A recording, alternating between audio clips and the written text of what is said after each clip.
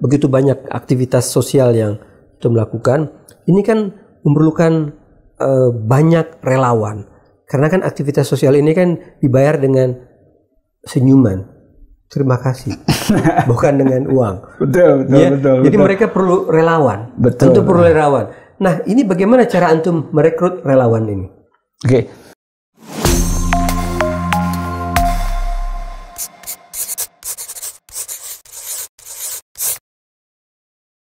Bismillahirrahmanirrahim. Assalamualaikum warahmatullahi wabarakatuh. Sahabat Dana Mustadafin, alhamdulillah kali ini Dana Mustadafin kembali kedatangan seorang tamu yang luar biasa bergerak di bidang sosial. Beliau banyak membantu masyarakat di desanya untuk kemudian bersama mereka membangun masyarakat desa. Ya, saya tidak ingin panjang-panjang, mari kita bersama-sama mengobrol dengan Bang Rustandi. Assalamualaikum, Bang Rustandi. Waalaikumsalam warahmatullahi. Apa kabar? Alhamdulillah. Masya Allah.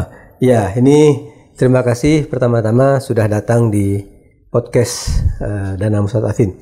Ya, Bang Rustandi mungkin bisa ceritakan apa aktivitas sosial antum selama ini?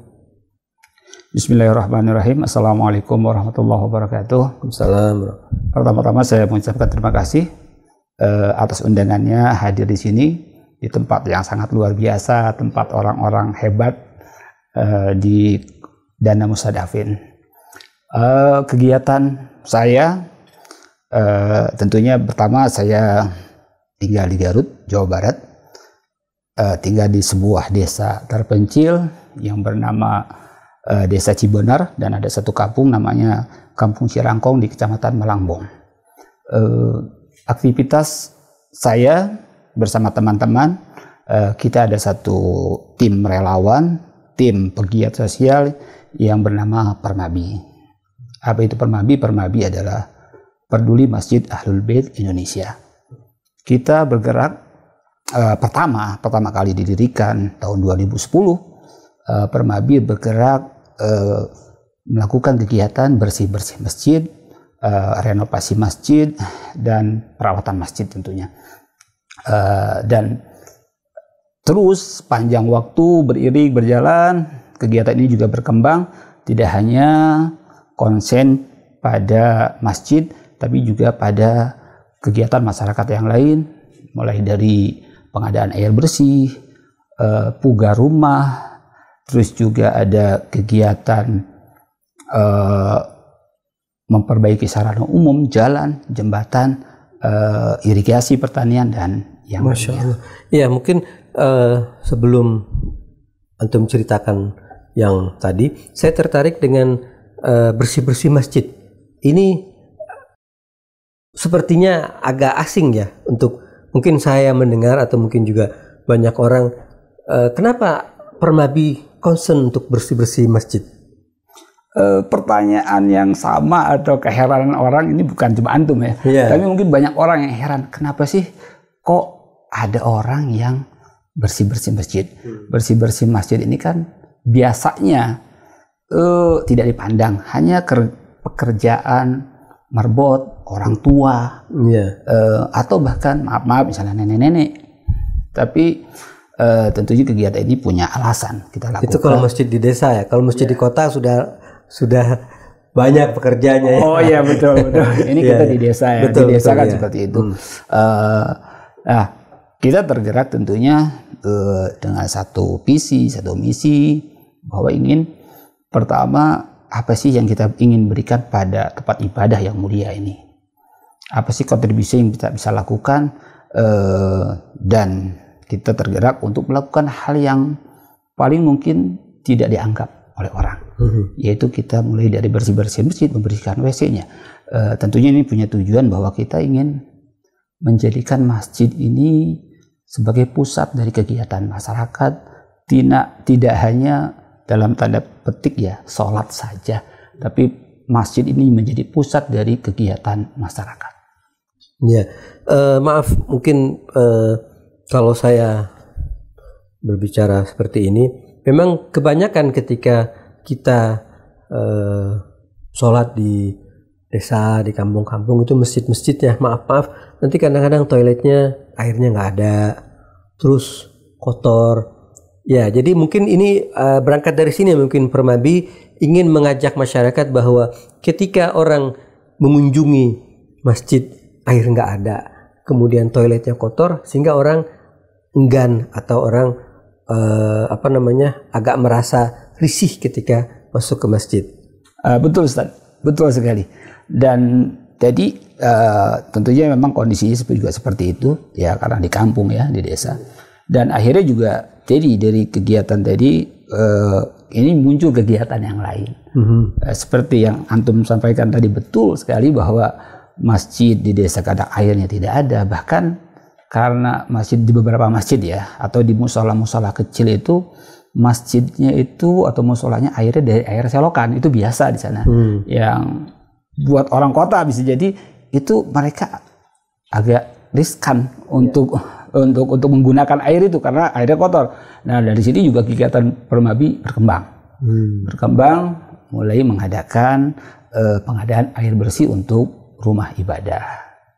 Oh, air bersih artinya tadinya masjid atau musola itu tidak ada masjid, kemudian Permadi membuat air bersih di situ. Iya, ada misalnya beberapa musola yang memang dia tadi untuk wudhu atau untuk kegiatan bersuci yang lainnya itu dari air solokan yang tergantung musim. Kalau musim hujan itu airnya sangat kotor. Karena coklat kan coklat airnya. Kalau orang Garut bilang seperti bajigur. Seperti itu. Nah, kita mulai tergerak lah ingin memberikan pelayanan yang lebih bagi masjid agar orang nanti saat beribadah ini juga lebih enak lah, yaitu pengadaan air bersih untuk masjid. Ada satu masjid yang memang itu dekat dengan sekretariat kita mencari sumber mata air di situ, kita gali sumur. Masjid ini kita khusus memang kita gali manual. Kita gali situ, tapi airnya bersih karena memang dekat sumber mata air. Dari situ kita tentunya dengan pengurus masjid, tentunya dengan masyarakat sekitar ini membuat atau membeli mesin dan memasang instalasi air, dan alhamdulillah airnya sekarang untuk kegiatan wudhu ini sudah pakai air yang bersih, tidak lagi menggunakan air solokan. Masya Allah, ini sebuah aktivitas yang mulia. Nah, Bang Rustandi, tadi antum cerita banyak nih kegiatan yang antum lakukan, mulai berangkat dari tadi bersih-bersih masjid, kemudian ada merenovasi rumah, kemudian jembatan, dan mungkin antum bisa lebih banyak ceritakan. Iya. Ya, tentunya rumah ini kan kebutuhan dasar ya. Kebutuhan dasar bagi kita semua, dan ya kegiatan Permadi berkembang bagaimana kehidupan masyarakat ini kebutuhan dasarnya ya, walaupun tidak semua tentunya, beberapa orang yang membutuhkan ini bisa terpenuhi. Salah satunya kebutuhan akan tempat tinggal yang nyaman, tempat tinggal yang sehat, dan itu harus bersih, di mana ventilasi udaranya bagus, dan lain sebagainya. Dan Permadi juga melakukan kegiatan pugar rumah. Ada beberapa rumah yang memang sudah tidak layak huni, kita pugar bersama dengan masyarakat, dan alhamdulillah penerima manfaat ini merasa sangat terbantu. Iya, terus kalau tadi antum cerita irigasi, kemudian ada jembatan, bangun jembatan, ini kan sebuah kerja besar ini buat jembatan, atau gimana jembatannya? Iya, kalau yang buat jembatan, pertama buat jembatan itu jembatannya kecil ya, tapi itu memang jembatan itu sangat dibutuhkan oleh masyarakat. Antar kampung atau gimana? Iya, gimana? Antar kampung. Itu dia biasanya itu digunakan untuk anak-anak yang berangkat sekolah, atau orang yang memang jembatan itu juga berbatasan dengan itu orang kalau menuju sawah di situ. Kita perbaiki jembatannya sehingga anak-anak yang berangkat sekolah itu menjadi lebih aman orang tuanya, karena kalau jembatannya rusak sementara kalinya juga dalam, itu kita bisa bayangin kalau ada hal-hal yang tidak diinginkan itu bisa luka anak-anak itu. Ya kita buat di situ sehingga anak-anak yang berangkat sekolah, orang tuanya menjadi lebih tenang lah saat anak-anaknya melewati jembatan tersebut. Dan juga orang-orang yang akan ke sawah, itu saat mengangkut hasil panen khususnya, itu kan berat itu itu juga bisa lebih aman dia saat mengangkut hasil panennya. Masya Allah. Ini kerjaan yang banyak dilupakan orang. Ya, sangat bermanfaat. Terus ada irigasi ya. Ya. Irigasi kita melakukan perawatan, tentunya perawatan irigasi karena urusannya juga dengan kebutuhan dasar manusia untuk makan. Di waktu-waktu tertentunya biasanya di Indonesia atau kita di Jawa Barat di Garut itu ada musim halodo atau musim kemarau kita sebutnya. Itu kan karena tidak ada hujan, ini pasti akan terjadi gagal panen. Ya, kita mencoba beberapa kali membuat saluran irigasi, memperbaiki saluran irigasi dari sungai kita bendung, kita salurkan ke saluran irigasi yang ada bendungannya kita tinggikan sehingga debit air yang masuk ke saluran irigasi ini bisa mengalir ke sawah-sawah warga, dan pada musim kemarau walaupun tidak mendapatkan hasil panen yang melimpah, tentunya paling tidak para petani ini terhindar dari gagal panen sehingga tidak mengalami kerugian dan kebutuhan pangan mereka ini tetap aman.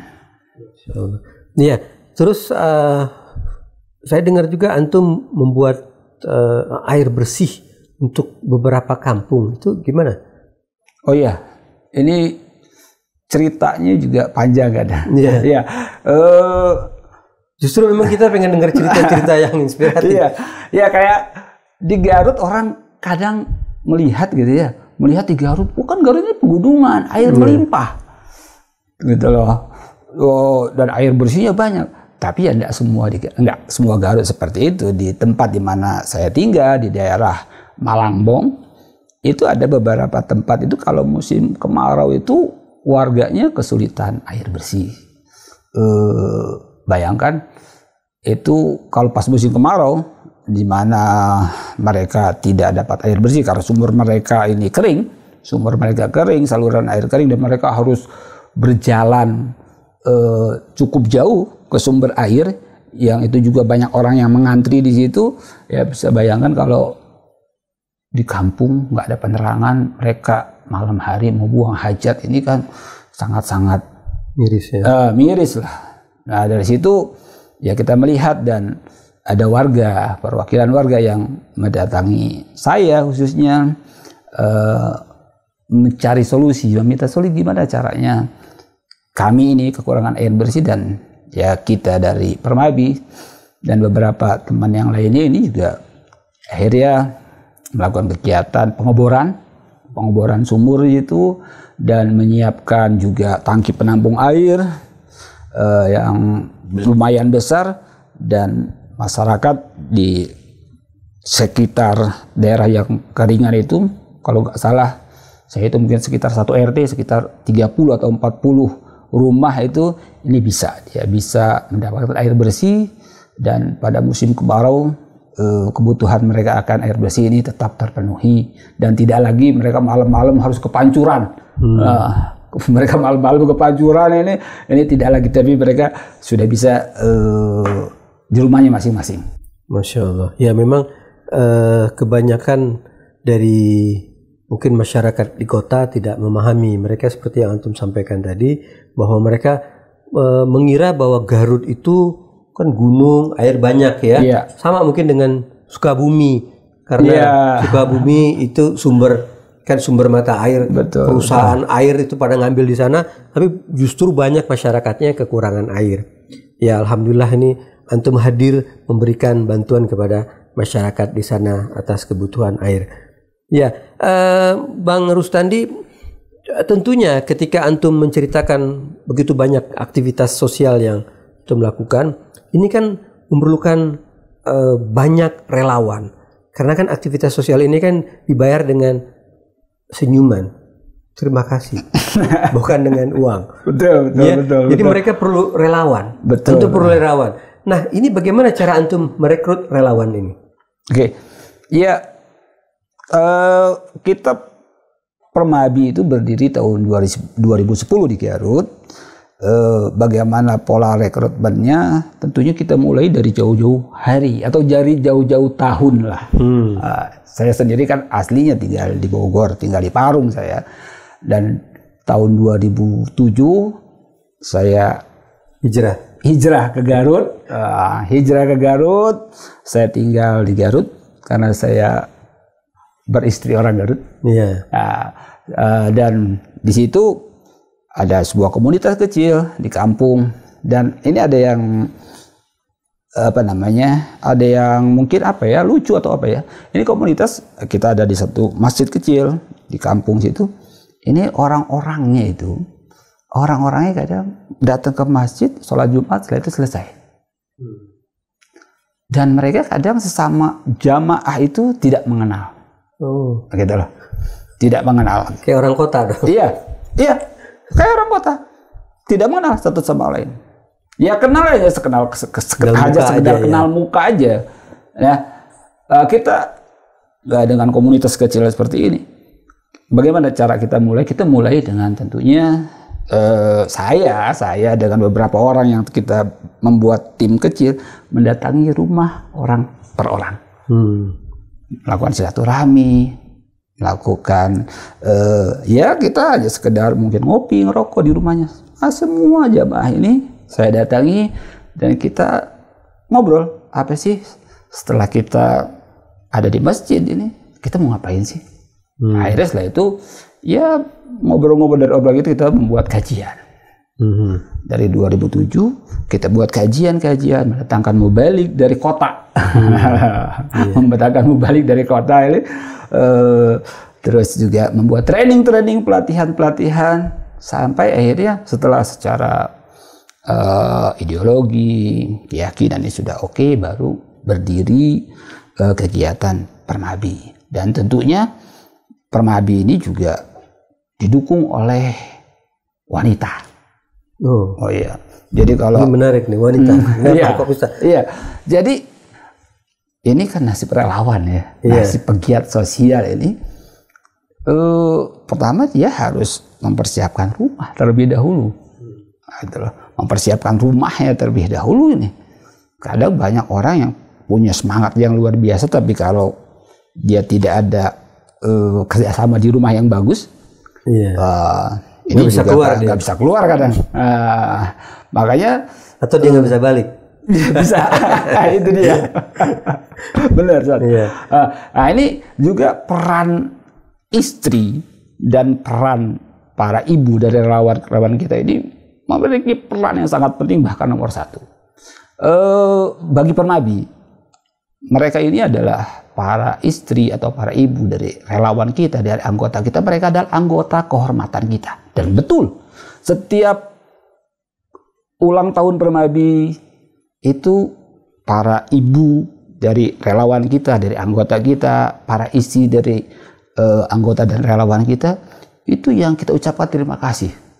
Karena berkat mereka lah ini, kita ini tetap bisa komitmen menjalankan kegiatan khidmat di masyarakat berkat dukungan mereka.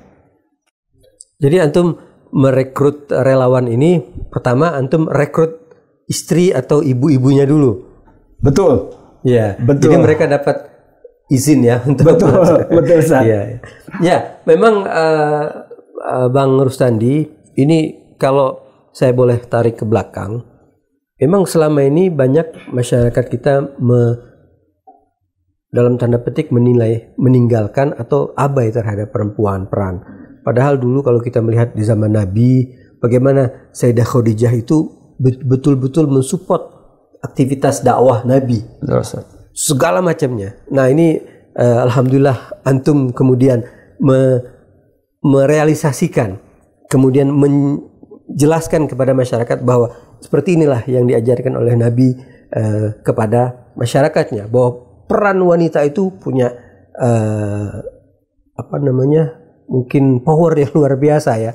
Nah, ketika antum punya banyak aktivitas macam ini, tentunya kan ada yang muda, ada yang tua, atau mayoritas itu anak-anak muda atau mayoritas orang-orang tua. Ya, relawan Permabi atau anggota Permabi ini kalau kita lihat dari sisi umur, itu ada 3 kelompok ya. Ada kelompok pertama ya kelompok tua. Kelompok tua kita anggap itu yang umurnya 40 tahun ke atas. Ada kelompok muda kelompok muda ini yang usianya sekitar 25 sampai 40 tahun dan ada kelompok remaja itu yang umurnya dari 14 tahun sampai dia berumur 25 tahun. Nah, tentunya pendekatan-pendekatannya berbeda dari sisi kelompok umur ini. Berbeda tentunya. Bagaimana dengan remaja, dengan pemuda, dengan yang tua-tua ini berbeda. Iya. Sebenarnya saya punya banyak pertanyaan terhadap aktivitas antum ini. Cuma memang karena kita dibatasi oleh waktu, Bang Rustandi. Tapi saya ingin dalam perbincangan kita ini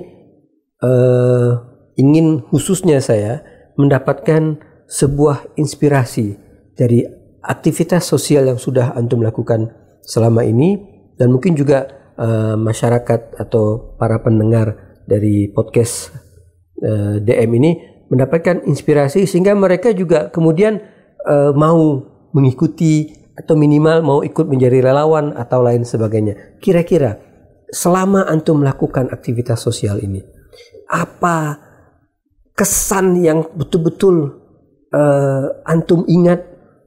Ini artinya antum ketika selesai melakukan itu betul-betul merasakan terpuaskan, atau antum merasa bahwa selama ini kerja yang saya buat ini walaupun capek, tenaga habis, mungkin waktu dan semuanya itu terbayarkan karena dengan ada sebuah kisah yang mungkin menarik buat antum. Ya, semua kegiatan itu menarik ya. Ada kisahnya masing-masing. Tapi saya ingin ambil satu, yaitu tentang pengadaan air bersih. Tentang pengadaan bersih ini karena memang sarana air bersih ini untuk umum ya. Ya, tadi di awal saya ceritakan bagaimana ada warga yang datang ke kita, terus menceritakan tentang kesulitan mereka, terus ya kita hadir untuk survei, ya melakukan studi kelayakan dan yang lainnya.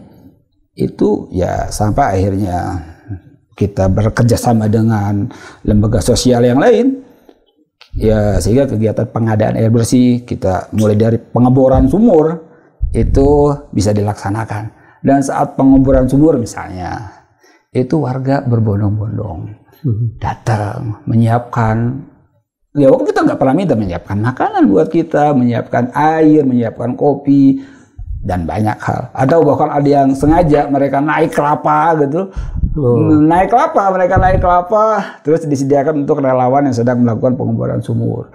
Dan juga saat pipanisasinya, pemasangan pipa, mereka datang berbondong-bondong membantu. Dan sekali lagi, apalagi pas saat persemian, persemian tentunya ibu-ibu hadir, yang tua, yang muda, anak-anak dari masyarakat hadir, dan ini semua kelihatan gitu ya. Wajah mereka sangat bergembira, dan ini yang menggembirakan kita. Tentunya melihat orang lain bahagia, itu yang membahagiakan kita. Ya, jadi ini karakter dari sebuah kebersamaan di masyarakat desa itu hadir di situ ya. Artinya orang-orang desa itu kan dari dulu terkenal bersama. Kebersamaan mereka kan sangat erat. Iya. Ada pernikahan, mereka bareng-bareng. Betul. Nah, cuma kan itu sekarang sepertinya sudah agak langka ya. Betul, Ustaz. Nah, jadi ini Masya Allah, jadi antum bisa mengembalikan karakter masyarakat desa hadir bersama mereka. Bahwa ketika kita bersama, maka kita bisa mendapatkan atau meraih apa yang kita cita-citakan. Ya, Bang Rustandi, ini tentunya saya nggak tahu sudah berapa banyak aktivitas sosial yang antum sudah buat. Nah, karena tadi relawan kan memang mereka mungkin tidak meminta kompensasi dalam bentuk uang, tapi kan mereka perlu makan, perlu transportasi, kemudian antum juga ketika ingin mengebor itu perlu pipa dan semuanya. Ini kan perlu biaya. Betul. Nah, perlu operasional. Betul. Nah, selama ini dengan begitu banyaknya aktivitas antum, ini apa cara antum bagaimana bisa mengkolek dana atau bisa program ini terrealisasi? Ya. Saya cerita bahwa pada tahun 2023 Tahun lalu ya? Iya, tahun lalu. Tahun ini belum selesai. Itu kita berdasarkan catatan yang kita buat, kita melakukan 76 kegiatan. 2023 saja? Ya, 2023. Kalau di 2022 bahkan itu sampai 80 kegiatan. Tapi saya ingat cerita di 2023 ini ada 76 kegiatan yang kita lakukan, mulai dari pembersihan masjid, perawatan masjid, pengadaan air bersih, pugar rumah, perbaikan sarana umum dan yang lainnya itu sebanyak 76 kali. Dan tentunya Permadi kita tidak bisa bekerja sendirian. Kita terbatas. Dan dalam kegiatan ini kita bekerja sama dengan warga, dibantu oleh warga. Kita berkoordinasi dengan aparat pemerintah, dengan TNI, dengan Polri, dan tentunya kita mendapat sokongan dari dana mustadafin. Dan sekali lagi, sejak berdiri Permadi tahun 2010, ini dana mustadafin ini sudah bersama kita. Jadi kalau ada 76 kegiatan di 2023, itu mungkin orang melihatnya kegiatan Permadi, tapi sebetulnya di situ ada dana mustadafin. Dana mustadafin lah yang menyokong kita juga, gitu loh. Masya Allah. Ya, mudah-mudahan antum dan teman-teman relawan bisa terus memberi bantuan kepada masyarakat, dan tentunya juga kita doakan dana mustadafin tetap eksis dan lebih besar sehingga aktivitas sosial yang antum lakukan bisa lebih meluas. Dana mustadafin dengan motonya peduli dan terpercaya ini telah membuktikannya. Selama 14 tahun Permadi, berarti mungkin sudah hampir 14 tahun, mungkin bisa jadi sudah ada 1000 kegiatan. Itu dana mustadafin itu sudah banyak membantu, gitu, bersama Permadi. Ya, terima kasih Bang Rustandi. Nah, di akhir perbincangan kita, saya ingin minta antum memberikan pesan untuk remaja kita, untuk orang-orang yang mungkin mereka tidak terlalu peduli, mereka hanya memikirkan diri mereka sendiri. Kira-kira pesan antum bagaimana nih kepada masyarakat, khususnya remaja, anak-anak muda, terhadap aktivitas sosial?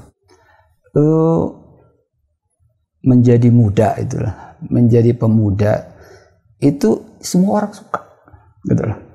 Bahkan ya saya ya nggak mau dibilang tua juga, saya suka jadi orang muda terus.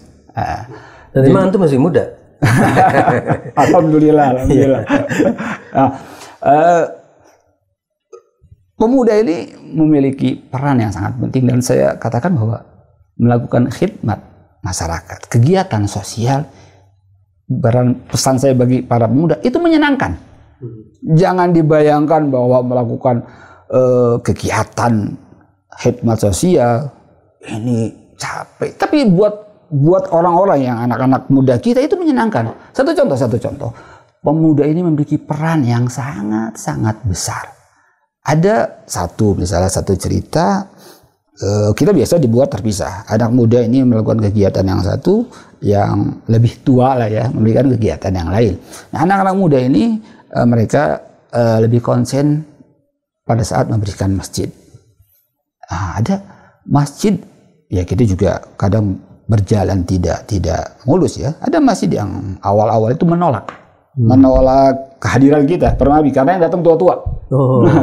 Tapi anak-anak muda yang datang itu mereka membuka, warga masyarakat di situ, pengurus masjid di situ membuka dengan tangan terbuka, dan mereka selama kegiatan mereka tergabung-gabung. Ini ada anak mudanya seperti ini, bahkan ada ibu-ibu yang bilang ditandain, nih relawan-relawan Permadi, ini boleh nggak jadi menantu saya? Masya Allah. Yeah. Atau diundang lagi, ini ada nggak? Tolong bantu dong, di satu masjid yang lain ya, tolong bantu dong. Ini kita nggak punya anak-anak yang untuk ngajar ngaji, gitu loh. Mereka minta dari relawan kita yang muda-muda ini, karena memang ada juga yang dari pesantren, ini untuk membantu masjid itu memberikan mengajar ngaji di masjid itu. Dan jadi sekali lagi bahwa buat anak-anak muda ini menjadi pegiat sosial, berkhidmat di masyarakat ini menyenangkan, tidak seperti yang dibayangkan. Gitu. Dan bagi orang tua saat anaknya menjadi pegiat sosial, ya tenang saja, ini adalah wadah yang sangat baik untuk membentuk karakter positif bagi anak-anak muda. Karena di sini diajarkan disiplin, diajarkan bagaimana kesabaran, menghadapi tantangan. Pokoknya diajarkan semua nilai-nilai positif di dalam kegiatan sosial masyarakat, berempati kepada orang lain. Jadi ya orang tua ini tentunya pertama ya harus memberikan dukungan yang penuh bagi anak-anak mudanya. Dan bagi anak muda, kegiatan khidmat masyarakat ini menyenangkan. Bahkan ya tamasyanya orang mukmin lah. Oh iya. Ya, luar biasa. Terima kasih Bang Rustandi atas inspirasinya di podcast Dana Mustadafin. Mudah-mudahan ini bisa memberi inspirasi sekaligus mengajak anak-anak muda untuk ikut membantu saudara-saudaranya yang membutuhkan. Sama-sama Ustadz, saya juga mengucapkan terima kasih atas sokongan dari Dana Mustadafin selama 14 tahun ini. Sama-sama terima kasih. Ya, sahabat Dana Mustadafin, kita sudah sama-sama menyimak. Sepertinya ketika kita hidup di kota, kita merasakan macet setiap hari, pergi, pulang. Ini aktivitas yang setiap hari kita lakukan, sehingga kita lupa bahwa di sana ada saudara-saudara kita yang membutuhkan pertolongan. Di sana ada saudara-saudara kita yang mereka tidak memiliki air untuk mereka hidup. Nah, ketika aktivitas-aktivitas sosial ini digalakkan, maka banyak manfaat yang bisa diraih oleh masyarakat kita. Nah, sekali lagi sahabat Dana Mustadafin, alhamdulillah Dana Mustadafin hadir bersama aktivitas-aktivitas sosial ini. Tentunya kehadiran Dana Mustadafin di dalam aktivitas-aktivitas sosial ini tidak bisa terjadi tanpa adanya bantuan dan sokongan antum semua. Kami dari Dana Mustadafin pertama-tama mengucapkan terima kasih kepada Bang Rustandi dan semua relawannya yang sudah begitu aktif dalam membantu masyarakat, dan yang terutama kepada para donatur yang selama ini membantu berjalannya aktivitas sosial ini. Mudah-mudahan Allah Subhanahu wa taala memberikan taufik dan inayahnya kepada kita semua. Terima kasih. Wassalamualaikum warahmatullahi wabarakatuh.